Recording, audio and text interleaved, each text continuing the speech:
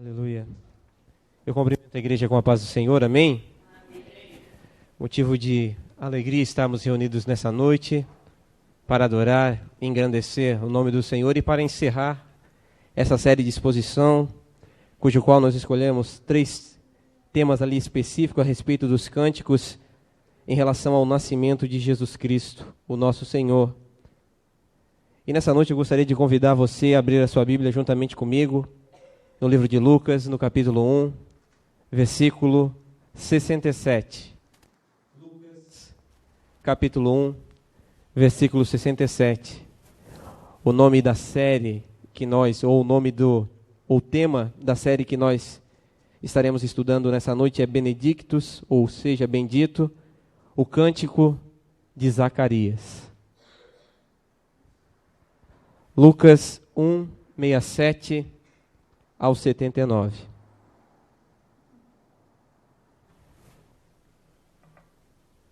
Que nos diz o texto sagrado. Seu pai Zacarias foi cheio do Espírito Santo e profetizou. O que ele disse? Bendito seja o Senhor, o Deus de Israel, porque visitou e redimiu o seu povo. Ele promoveu poderosa salvação para nós, na linhagem de seu servo Davi, como falara pelos seus santos profetas na antiguidade, salvando-nos dos nossos inimigos e da mão de todos os que nos odeiam, para mostrar sua misericórdia aos nossos antepassados e lembrar sua santa aliança, o juramento que fez ao nosso pai Abraão, resgatar-nos das mãos dos nossos inimigos para servirmos sem medo, em santidade e justiça diante dele todos os nossos dias. E você, menino, será chamado profeta do Altíssimo, pois irá diante do Senhor para lhe preparar o caminho, para dar a seu povo o conhecimento da salvação, mediante o perdão dos seus pecados, por causa das ternas misericórdias de nosso Deus, pelas quais do alto nos visitará o sol nascente, para brilhar sobre aqueles que estão vivendo nas trevas e na sombra da morte, e guiar os nossos pés no caminho da paz. Vamos orar nessa noite? Senhor, nós queremos te engrandecer e te louvar nessa noite por todos os seus feitos, por tudo o que o Senhor faz. Mas nessa noite nós queremos particularmente te louvar porque um dia tu nos visitaste. Tu resolveste se fazer homem e habitar entre nós. Tu diminuísse, Senhor, para que hoje eu e toda essa igreja pudéssemos estar aqui, Senhor. Tu fez-se semelhante a servo, Senhor. Sofreste morte e morte de cruz. E tudo isso, Deus, para que eu e o teu povo que aqui está hoje pudéssemos estar aqui e dizer bendito. Para que nós pudéssemos te glorificar e te exaltar e te adorar, para a honra e glória do seu santo nome, Deus. Senhor, tudo que nós queremos te pedir é que o Senhor fale com o teu povo, com a tua igreja. Senhor, não se esqueça de nós nessa noite. Implanta dentro dos nossos corações o verdadeiro sentido do Natal, e que todos nós possamos alegremente celebrar ao Senhor, cantar ao Senhor, assim como fez teu servo Zacarias, para a honra e glória do teu nome. É isso que nós te pedimos em nome de Jesus. Amém e amém. Os irmãos podem tomar os seus assentos glorificando ao nome de Deus. Meus irmãos, os 2 primeiros capítulos de Lucas pode ser encarado como parte de um oratório ou de uma cantata natalina. Há pelo menos 5 movimentos que merecem serem observados por nós nessa noite. Nós aqui selecionamos apenas 3 destes movimentos ou destes textos. Nós vimos o irmão Edson pregar o Magnificat, o canto de Maria. Hoje eu estou pregando o canto de Zacarias. E o irmão Bruno já pregou no último culto a respeito do canto de Simeão. Mas quem começa cantando no livro de Lucas é Isabel. Isabel começa cantando o Beatitudes, ou seja, bendita. Lá em Lucas 1, versículo 42. Maria vem em seguida cantando o Magnificat, o magnífico. Em Lucas 1, 46 ao 50. Zacarias é o terceiro solista e apresenta o Benedictus, ou seja, Benedito, lá em Lucas 1, 68 ao 79, o texto que nós lemos nessa noite. E eis que então retumba um coral de anjos cantando o Glória in excelsis Deo, glória a Deus nas alturas, em Lucas 2, versículo 14. E por fim, Simeão finaliza solando o Nunca Dimittis, lá em Lucas 2, versículo 29 ao 32, ou seja, pode descansar o seu servo em paz, pois os meus olhos já contemplaram o Rei da Glória. Esses são alguns dos cantos que estão no livro de Lucas, ou nos primeiros capítulos de Lucas, os cantos do nascimento. O pastor Leandro Peixoto vai nos dizer o seguinte: em Lucas tudo está bem entrelaçado, com narrativas excepcionais. Lucas é de uma sensibilidade artística incrível. Aos olhos dele, o evangelho é musical. Ele sabe que a mensagem de Cristo não deve apenas ser compreendida, mas celebrada e cantada de todo o coração, em espírito e em verdade. Daí as poesias que compõem o canto ou o seu oratório de Natal. Algo para ser cuidadosamente estudado e entusiasticamente cantado.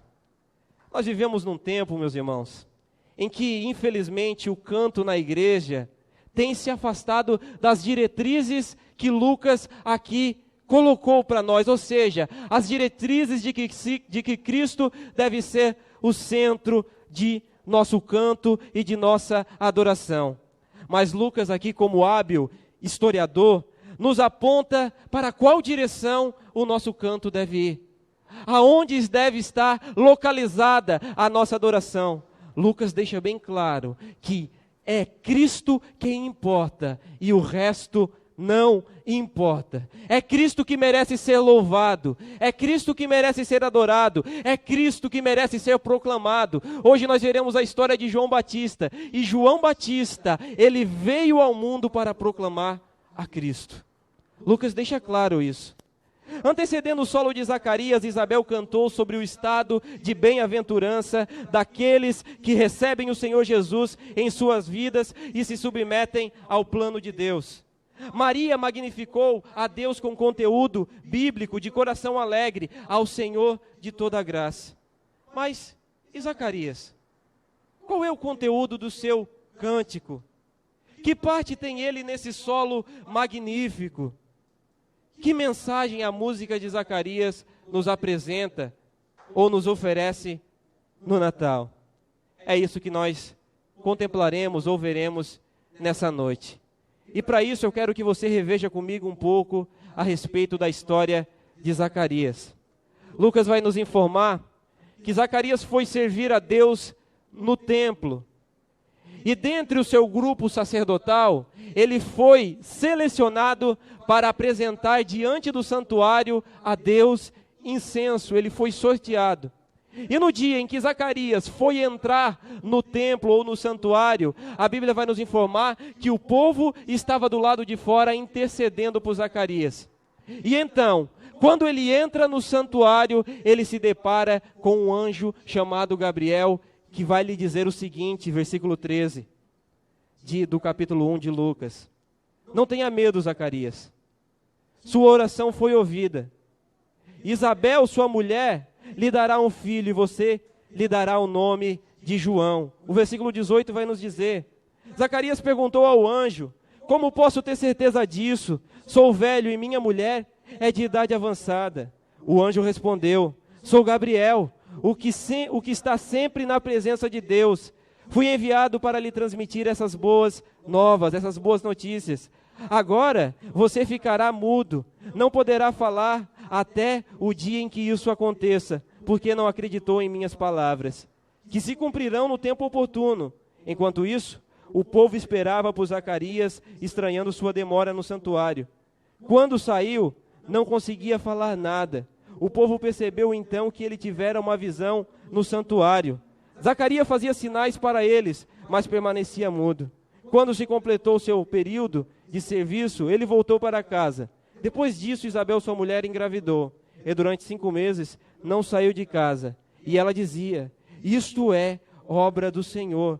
Agora ele olhou para mim favoravelmente para desfazer a minha humilhação perante o povo.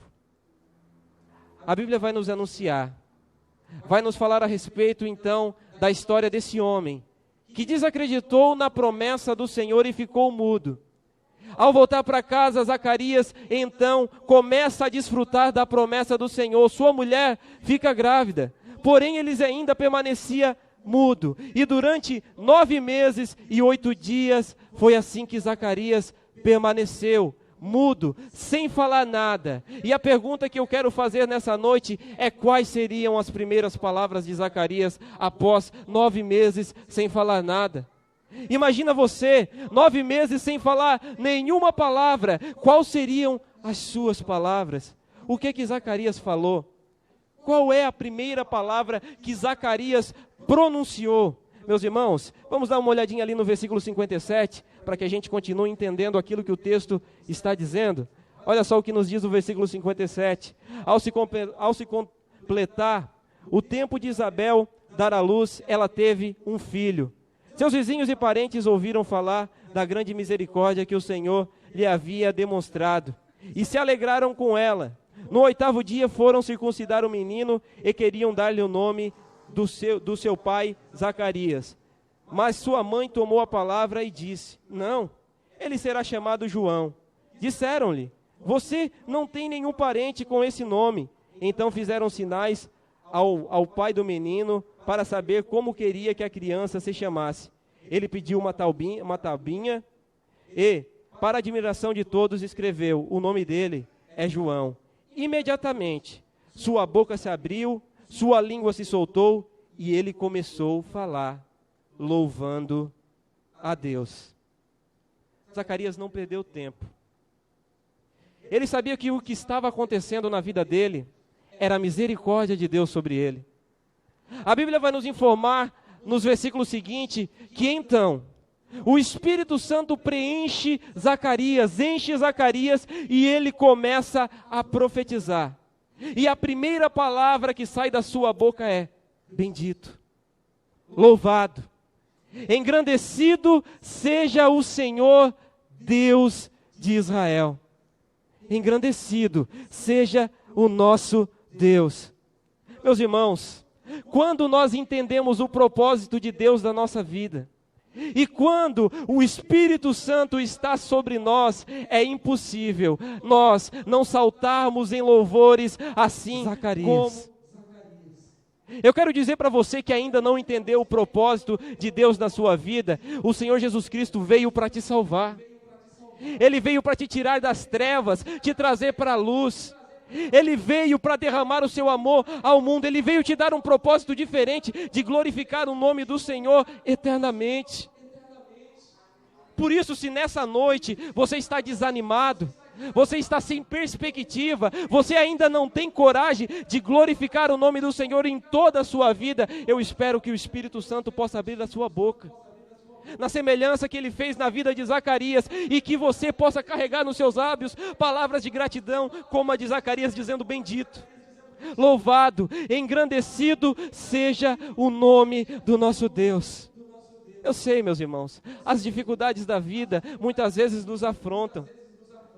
Muitas vezes nós somos perseguidos por várias e várias dificuldades, mas nós temos motivos para adorar o nome do nosso Deus.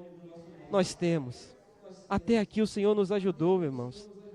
Ele enviou o seu Filho para nós, por nós, que nós possamos, na semelhança de Zacarias, dizer: bendito. Mas não foi simplesmente isso que ele falou. Vejamos o versículo 68 que nos diz: bendito seja o Senhor, o Deus de Israel, porque visitou e redimiu o seu povo.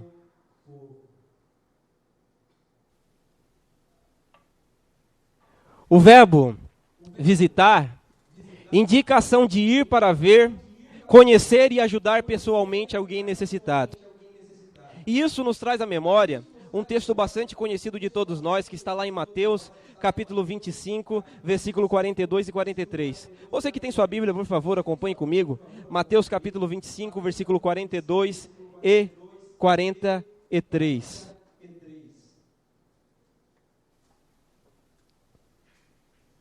Mateus, capítulo 25, versículo 42 e 43, que nos diz: Pois eu tive fome, e vocês não me deram de comer. Tive sede, e nada me deram para beber. Fui estrangeiro, e vocês não me acolheram. Necessitei de roupas, e vocês não me vestiram. Estive enfermo e preso, e vocês não me visitaram. Este é um texto bem conhecido de todos nós, e aponta para a percepção que nós temos em relação às necessidades do nosso próximo, que tem fome, sede, que é estrangeiro, que necessita de roupas, que está doente e enfermo. E tanto em Lucas quanto em Mateus, o verbo visitar tem o mesmo sentido, a mesma conotação. O que eu quero dizer com isso é que na semelhança desse homem, assim estávamos nós. Nós tínhamos fome, nós tínhamos sede, nós estávamos descobertos, nós éramos estrangeiros, alheios a Deus. Nós estávamos presos e enfermos. Mas Zacarias, ele proclama, Zacarias, ele exalta dizendo: o Senhor nos visitou. O Senhor nos visitou. E quando nós tivemos fome, Ele foi o pão da vida, Ele é o pão da vida. Quando nós tivemos sede, Ele foi o manancial que jorra para a vida eterna. Nós que éramos alheios e éramos estrangeiros ao povo de Deus, fomos enxertados na oliveira verdadeira, que é o nosso Senhor Jesus Cristo. Meu irmão, eu e você que estávamos vestidos com vestes de justiças, banhados pelo pecado, fomos lavados e remidos pelo sangue de Jesus Cristo. Você entende isso, irmãos? Você consegue compreender isso? Nós estávamos totalmente enfermos, mortos, mas a Bíblia vai nos dizer que Jesus Cristo, pela sua morte, nos vivificou. Isaías vai proclamar no capítulo 53 que o castigo que nos traz a paz estava sobre ele, e pelas suas pisaduras nós fomos sarados. Você consegue compreender isso? Em Cristo toda a nossa enfermidade se desfez, a nossa morte se fez vida, e tudo isso porque um dia Deus resolveu se fazer homem, porque Ele resolveu nascer da Virgem. O Senhor nos visitou, irmãos. Ele nos visitou, Ele nasceu. Você consegue compreender isso? Billy Graham vai dizer que o maior acontecimento que poderia acontecer na humanidade não foi o homem pisar na lua, mas foi Deus pisar na terra. O nosso Deus pisou na terra, Ele sentiu as nossas dores, Ele passou pelas nossas lutas, sofreu tentação, mas em tudo isso foi vitorioso, e Ele em nada pecou. O nosso Deus nos visitou, irmãos, e Ele nos visitou para nos redimir, Ele nos visitou para nos trazer paz. O nosso Deus nos visitou, e como eu disse, o propósito dessa visita foi para nos redimir. Zacarias vai nos dizer, em seu canto ou em sua profecia, na continuidade, como é que o Senhor nos redimiu. Vejamos então agora o versículo 69, nós leremos até o versículo 75. Aleluia. Versículo 69 nos diz: Ele promoveu poderosa salvação para nós a linhagem do seu servo Davi, como falara pelos seus santos profetas na antiguidade, salvando-nos dos nossos inimigos e da mão de todos os que nos odeiam, para mostrar sua misericórdia aos nossos antepassados e lembrar da sua santa aliança, o juramento que fez ao nosso pai Abraão de resgatar-nos da mão dos nossos inimigos, para servirmos sem medo, em santidade e justiça diante dele todos os nossos dias. Há alguns verbos aqui que merecem serem analisados de mais perto por nós. E eu quero começar com o primeiro verbo do verso 69, que diz: Ele promoveu. Promover significa impulsionar, dar impulso, pôr em execução.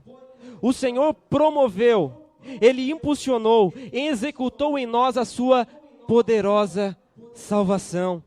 O texto deixa bem claro que nós nada fizemos para que Ele fizesse isso. O Senhor promoveu a salvação sozinho.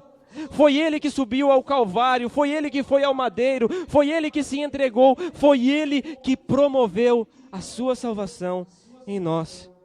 E Ele fez isso cumprindo a sua palavra que falara por meio dos profetas na antiguidade, de que da linhagem de Davi surgiria um rei e um reinado eterno, um reino inabalável, um reino que duraria para sempre. E Cristo é da linhagem de Davi, segundo o que está escrito lá em Lucas capítulo 3, versículo 23, e em Mateus capítulo 1, onde a gente analisa as genealogias de Cristo e encontramos lá Davi. Cristo veio da linhagem de Davi. Deus cumpriu a sua palavra. O segundo verbo que eu quero que a gente analise nessa noite é o verbo salvando-nos. Versículo 71 nos diz o seguinte: salvando-nos dos nossos inimigos e da mão de todos os que nos odeiam. Salvar significa tirar ou livrar alguém do perigo.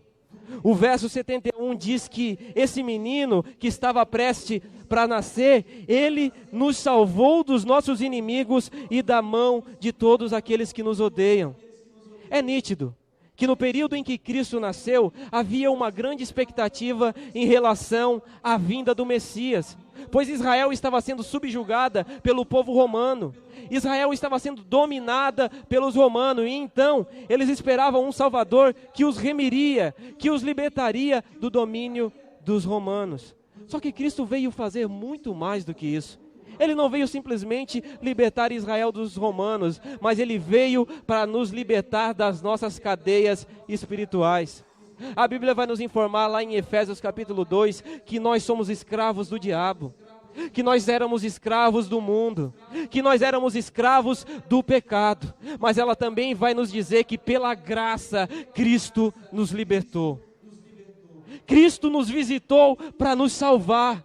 Cristo nos visitou para nos redimir. Ele nos visitou para promover salvação. Meus irmãos, vocês conseguem compreender a grandeza disso? Eu e você éramos escravos. Nós estávamos algemados pelo pecado. Nós obedecíamos ao mundo, nós obedecíamos os prazeres que o diabo trazia, mas em Cristo, pela sua morte, nós fomos libertos. Ele nos salvou dos nossos maiores inimigos, daqueles que nos odeiam. Cristo nos libertou das potestades, dos principados. Cristo nos libertou. Ele foi vitorioso sobre tudo isso na cruz. Ele triunfou sobre potestades, sobre principados. E é por causa da vitória que Ele adquiriu na cruz para a gente que eu e você estamos aqui.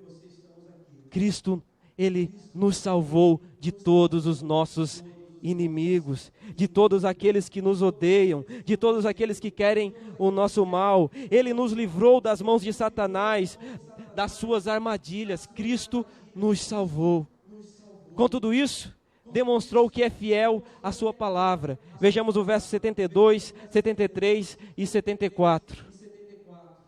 Aleluia. Para mostrar sua misericórdia aos nossos antepassados e lembrar da sua santa aliança, o juramento que fez ao nosso pai Abraão, e resgatar-nos da mão dos nossos inimigos, para servirmos sem medo. Eu quero analisar com vocês também o verso mostrar. Mostrar significa exibir, fazer ver, expor aos olhos.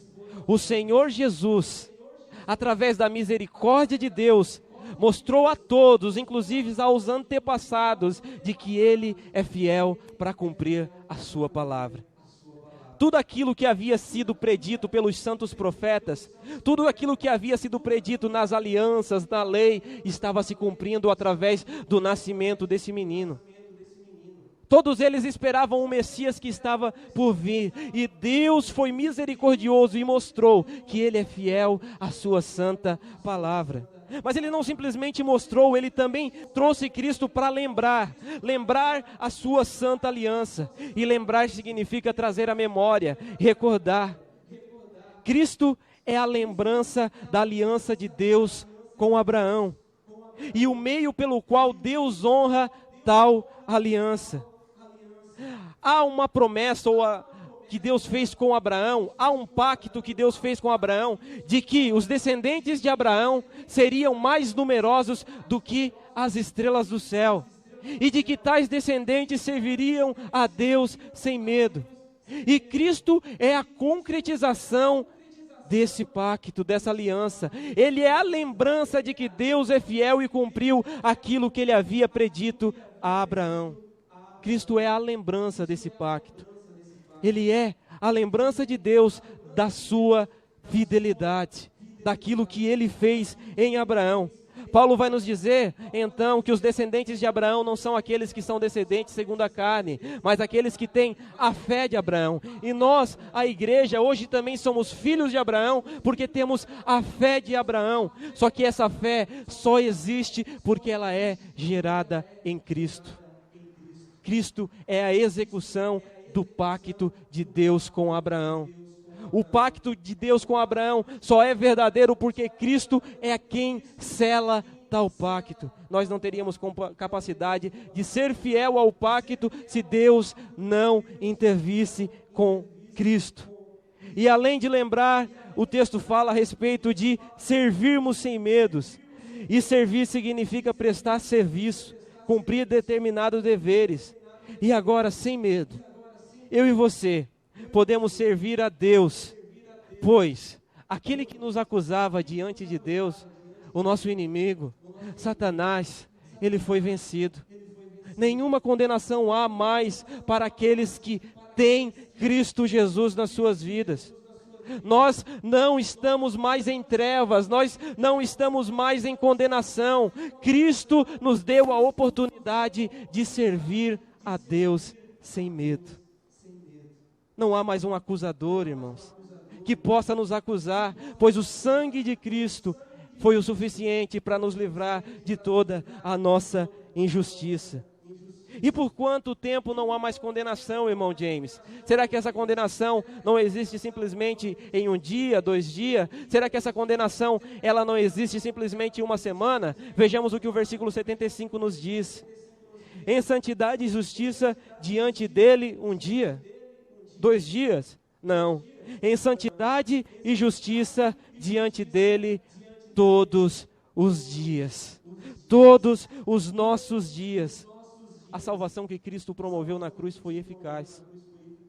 Ele não te salvou hoje para você vir para a igreja, amanhã se perder e ir para o inferno.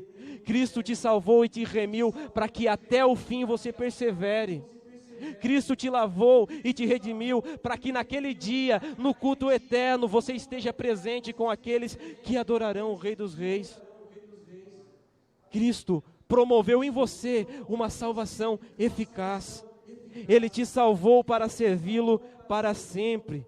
Essa é uma verdade encontrada em João 10, versículo 27 e 28, que nos diz o texto: as minhas ovelhas ouvem a minha voz.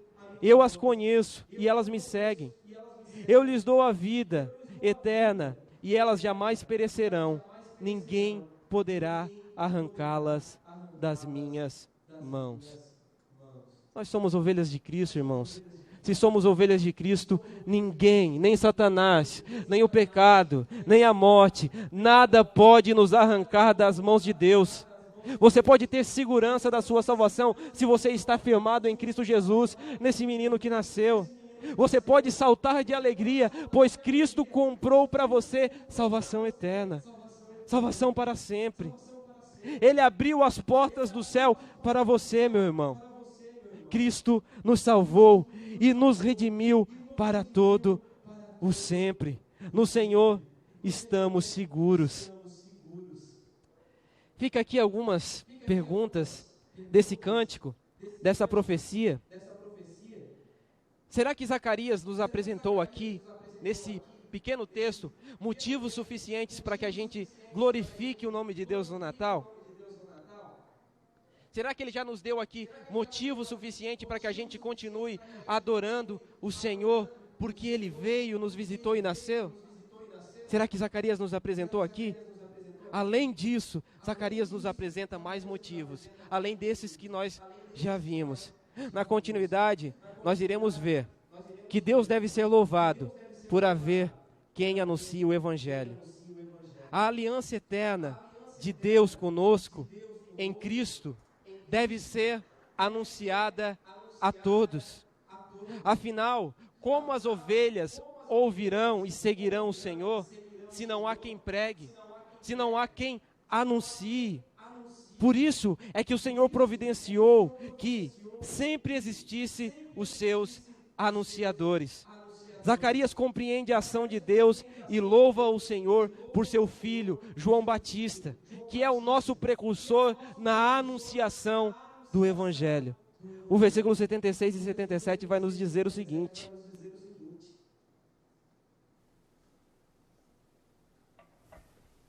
E você, menino, será chamado profeta do Altíssimo, pois irá diante do Senhor para lhe preparar o caminho, para dar a seu povo o conhecimento da salvação mediante o perdão dos seus pecados. Havia uma expectativa em Israel e dentre todos os profetas sobre o grande e terrível dia do Senhor. E Malaquias vai nos apresentar no capítulo 4 que antes que esse dia chegasse, Deus enviaria um profeta no espírito de Elias que converteria o coração dos pais aos filhos e dos filhos ao pai e que endireitaria as veredas para o Senhor. E ainda mais, Zacarias vai nos informar nessa profecia que este menino, que essa pessoa, que este servo, que este Elias, ele anunciaria as boas novas, as boas notícias. Esse homem, na sua totalidade, era João Batista. Aquela voz que clamava no deserto, o precursor do Messias. E o quão belo é saber que todas as palavras que Zacarias falou se cumpriram na íntegra em seu filho João Batista. Mas o que o perfil de João Batista pode nos ensinar, meus irmãos? O que nós podemos aprender com João Batista? João Batista, como profeta, como precursor do Messias, preparou o caminho do Senhor através da anunciação ou da proclamação do Evangelho, pregando o arrependimento para a remissão dos pecados e anunciando que era chegado o reino de Deus. João Batista foi um sinalizador que apontava para o Messias, para Cristo Jesus. Ele recebeu a mensagem de Deus e não guardou para si. Ele anunciou para todos. Ele recebeu uma mensagem do Senhor e decidiu apresentá-la para todo mundo. Ele foi uma espécie de ponte do Espírito que ligava o coração das pessoas a Cristo. E ainda hoje, o método pelo qual Deus quer se revelar às suas ovelhas é através da sua palavra. É através do Evangelho. Mas como tais ovelhas ouvirão se não há quem anuncie? Como elas crerão se não há quem pregue? João Batista não foi simplesmente o precursor do Messias, mas ele foi o nosso precursor na anunciação do Evangelho. João Batista, ele nos ensinou qual é a mensagem que deve estar na nossa boca, o que nós devemos anunciar às almas. Ele nos ensinou que nós devemos preparar os corações dos homens para o recebimento do Rei da Glória. Jesus Cristo, nosso Senhor, Ele é o Rei da Glória. Em Cristo, no poder do Espírito, através de sua palavra, se nós proclamarmos com fidelidade e se o Espírito Santo quiser assim fazer, os homens receberão Cristo, Jesus, o nosso Senhor, como seu Salvador. João Batista, ele nos ensina isso, nos ensina a proclamar o Evangelho com fidelidade. João Batista também nos ensina que pregar o Evangelho não é uma tarefa fácil. Muitas vezes, o que nos sobrará é comer gafanhotos e mel silvestres e fazer do deserto o nosso púlpito. Mas a recompensa para tudo isso é que nós contemplaremos o Cordeiro de Deus que tira o pecado do mundo. A recompensa que nós temos para tudo isso, pela pregação, a anunciação do Evangelho, é que um dia nós contemplaremos Jesus como Ele é. João Batista contemplou o Messias. João Batista contemplou o Verbo encarnado.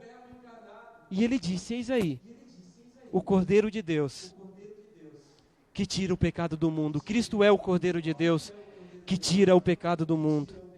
João é a placa de alerta, que nos lembra que devemos anunciar a Cristo e este crucificado.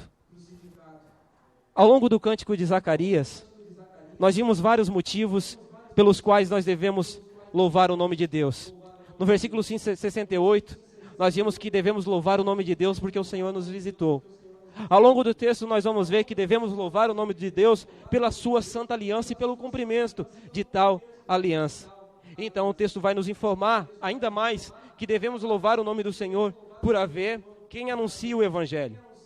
E agora, por fim, nós devemos louvar o nome do Senhor pelo alvorecer da esperança. Acompanhe comigo o versículo 78 e versículo 79.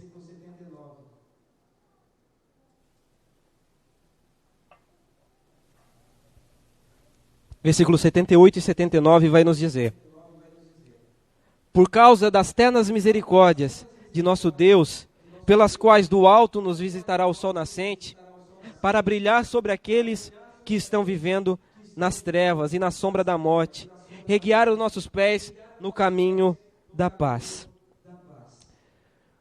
O cântico de Zacarias nos ensina que devemos louvar o Senhor pelo alvorecer da esperança, pelo nascimento de Jesus Cristo. Sem Cristo todos nós estávamos em trevas. Nós estávamos vivendo sobre a sombra da morte, perdidos sem saber para que caminho ir.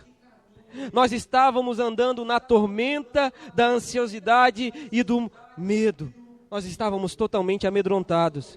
Porém, vindo Jesus Cristo, esse menino nascendo, esse menino vindo ao mundo, Deus pisando na terra, Ele fez raiar sobre nós o sol da esperança. Nós fomos iluminados e conduzidos a uma nova vida, através do caminho da paz. O sol da justiça raiou sobre nós. As misericórdias de Deus nos alcançaram. Nós que estávamos perdidos em densas trevas, fomos iluminados pela luz do mundo. Zacarias está nos informando, ele está anunciando que nós temos motivos para louvar a Deus no Natal. Nós temos motivos para louvar a Cristo no Natal. E não simplesmente no Natal, mas em todos os dias de nossa vida. E o motivo é esse: o menino nasceu. Isaías vai nos dizer que um filho se nos deu. E todo o governo estará sobre os seus ombros.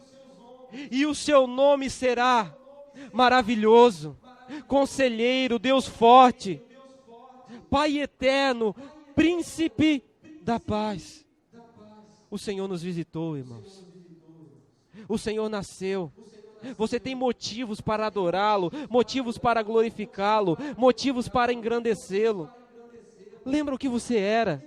Lembra onde você estava e lembra a mão do forte do Senhor te arrastando, te trazendo da morte para a vida.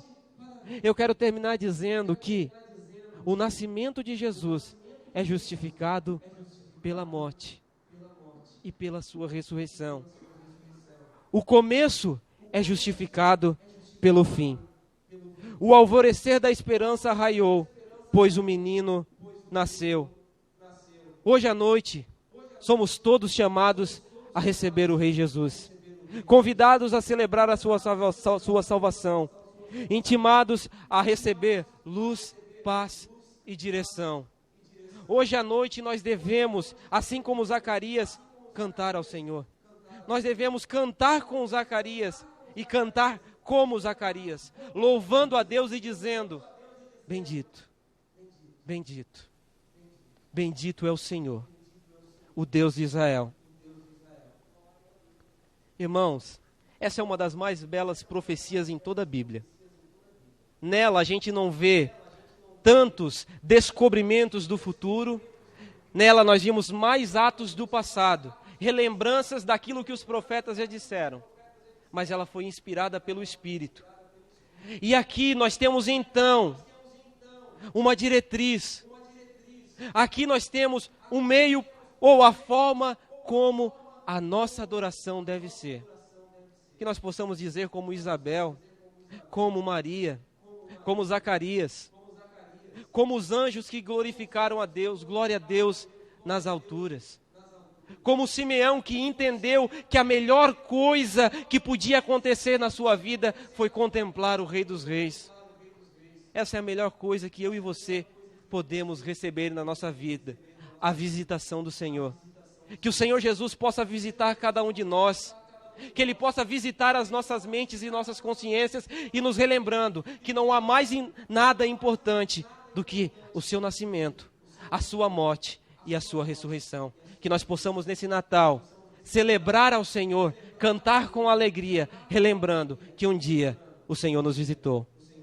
Essa é a minha pregação, meus irmãos, para a honra e glória do Senhor Jesus. Eu gostaria de convidar você a se colocar de pé, para que a gente possa estar fazendo uma breve oração.